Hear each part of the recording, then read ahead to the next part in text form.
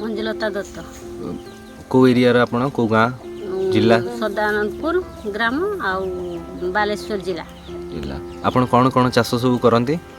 छेली चाष होती माछ पुखुरी माछ चाष होती धान चाष होची धान धान चाष केते एकर करती धान चाष गोटे एकर एबे 10-12 एकर भितर होची 12 एकर आ छेली केतरा छेली रखछन छेली 2टारू आरंभ करथिले एबे 30-35 टा छेली अछि 35 टा छेली कोन पे आपण चाष रे एंती पसिले हठात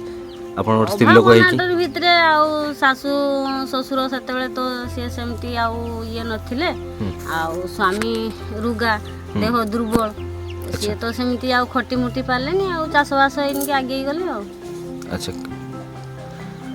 केतनो आमदनी होतला जेतले प्रथम चाष करथिले प्रथमे काहे सेमती तो सेतेबेले आउ ये नथिला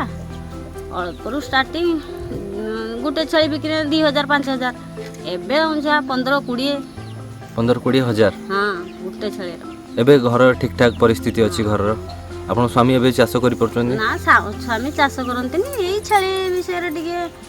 ये करंती छेलिंकर सब देखा सुना सब आपण ही करंती हां एबे घर परिस्थिति पूरा ठीक ठाक हाँ, अछि ठीक-ठाक। किछि ऋण फुण करथिले हाँ छेली पाई किछि लुण हेइदरा एबे सुजी आसिलानी आ सुजी आसी गेलानी सब ठीक अछि आपण किछि कहिबे जो स्त्री लोक माने चाष को आगे आसुन चाष करिया रे तांको पई किछि आपण कहिया पई चाहिबे हाँ चाष आरंभ कले तो अल्परु आरंभ करते हबो तापरे तो पुणी